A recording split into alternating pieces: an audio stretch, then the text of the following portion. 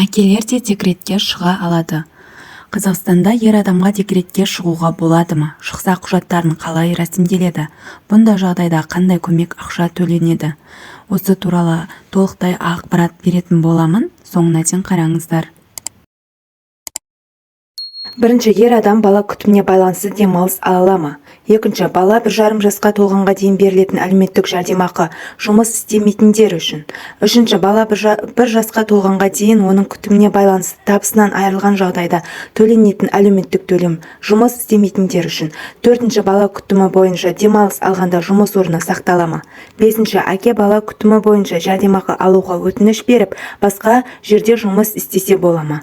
Алтыншы, қызметкер бала күтімі бойынша демалысының аяқталуын күтпеген жұмыстан шыға ала ма? Жетінші, жұмыс беруші жалақы төленбейтін демалыстан шыққан қызметтерді белгілі бір себептермен басқа қызметке ауыстыра ала ма? Сегізінші, жалғыз басты әкелерге баланы тамақтандыруға арналған үзіліс. Осы туралы толықтай ақпарат беретін боламын. Соңына дейін қараңыздар.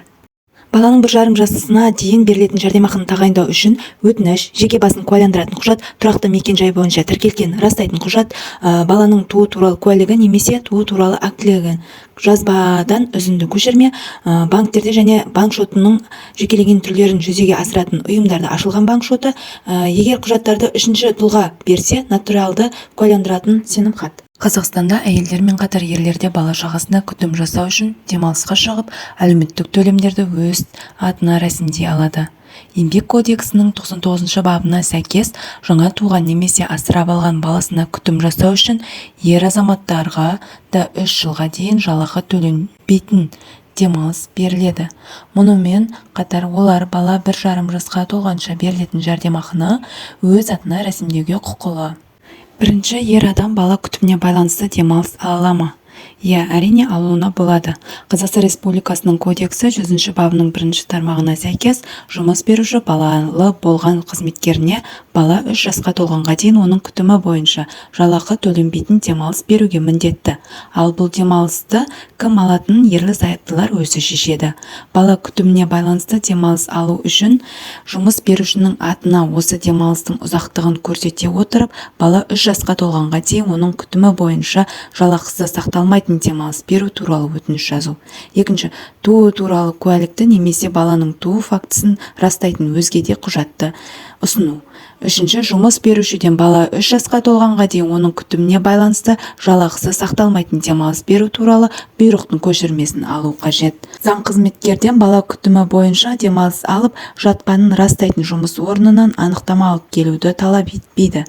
Дегенмен күмәнді жағдай туындаса жұмыс орнынан анықтама сұралуы мүмкін. Екінші, бала 1,5 жасқа толғанға дейін берілетін әлеуметтік жәрдемақы жұмыс істемейтіндер үшін.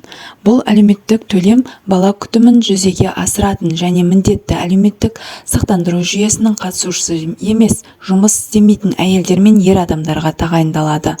Бала күтіміне берілетін әлеуметтік жәрдемақы мөлшерін қалай есептеуге болады? Жұмыс істемейтін әйелдер мен ер адамдар төленетін баланың 1,5 жасқа толғанға дейін күтімі бойынша ай сайынғы жәрдемақы мөлшері бекітілген. Бірінші балаға 5,76 айлық есептік көрсеткіш немесе 21.266 теңге. Екінші балаға 6,81 айлық есептік көрсеткіш немесе 25.143 теңге.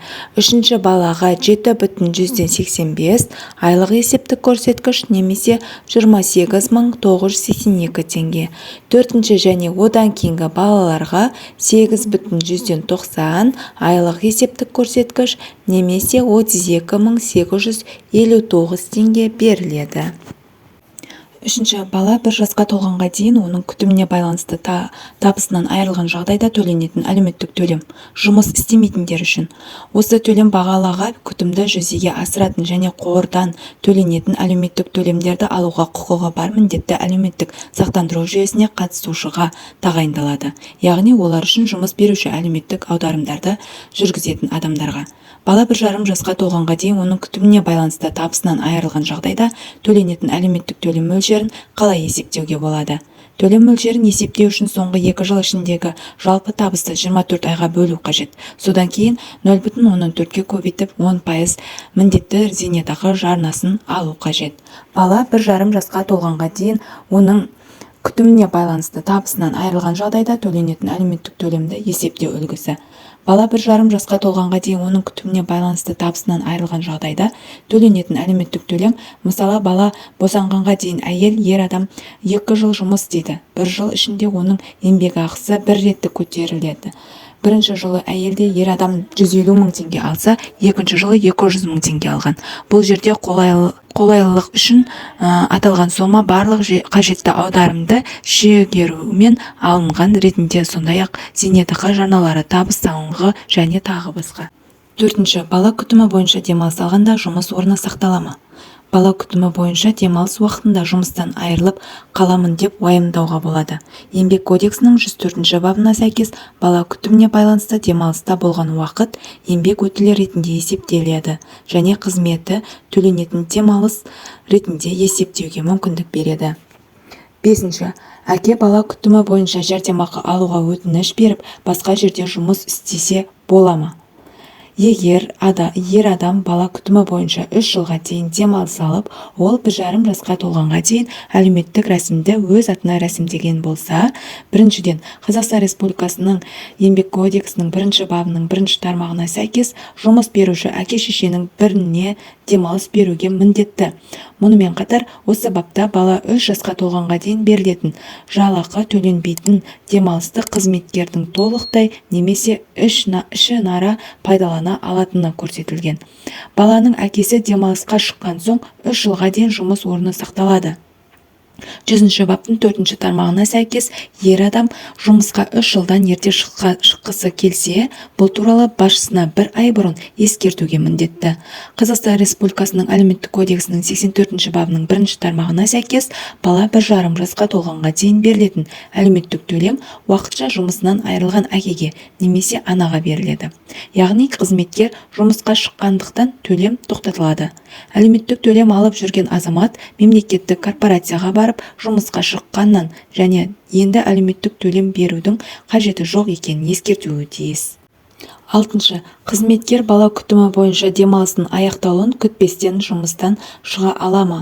Қазақстан Республикасының Еңбек кодексінің 56 бабына сәйкес кез келген қызметкер өз бастамасымен еңбек шартын тоқтатуға құқылы. Алайда Қазақстан Республикасының Еңбек кодексінің 100 бабының 4 тармағына сәйкес бұл туралы басшылыққа кемінде 1 ай бұрын ескертуі тиіс.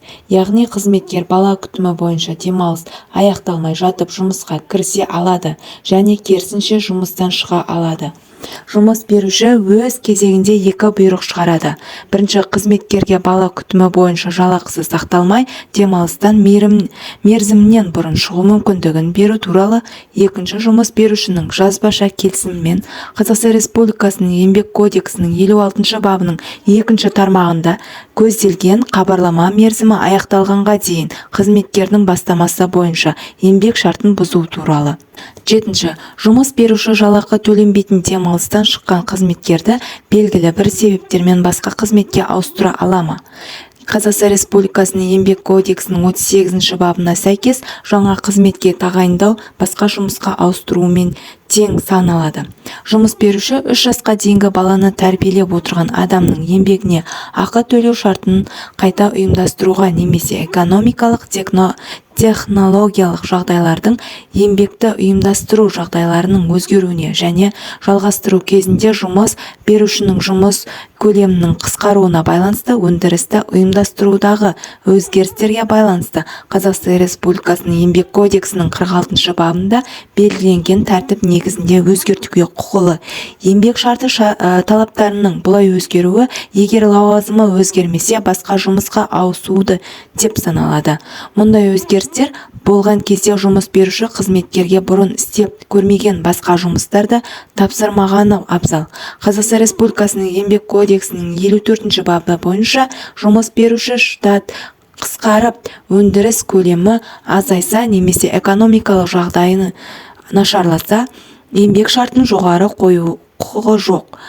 Бірақ ол Еңбек кодексінің нормалары сақтай отырып, еңбек шартын өзгерте алады. Ал егер қызметкер бұл шарттармен келіспесе, бұл жұмыс беруші еңбек шартын жойған болып есептелмейді. 8. Жалғыз басты әкелерге баланы тамақтандыруға арналған үзіліс.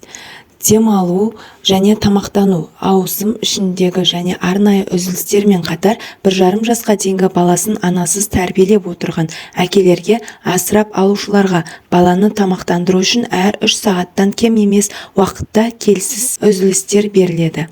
Бір баласы барларға берілетін әр үзіліс 30 минуттан кем емес. Қазақстан Республикасының еңбек кодексінің 82 бабының 3 тармағына сәйкес 2 немесе одан да көп баласы барларға 1 сағаттан кем емес үзіліс беріледі. Қызметкердің өтінішіне сәйкес бұл үзілістер жұмыс күнінің басында немесе соңында жалпы демалыс пен тамаққа берілетін үзіліске қосылып берілуі мүмкін. Қазақстан Республикасының еңбек кодексінің 82 бабының 5 тармағына сәйкес үзілістердің жұмыс уақытында берілгеніне қарамастан қызметкерлердің орташа жалақысы сақталады. Ақпаратым пайдалы болса, арнаға жазылып, лайк басып қолдап қойыңыздар. Назарларыңызға рахмет.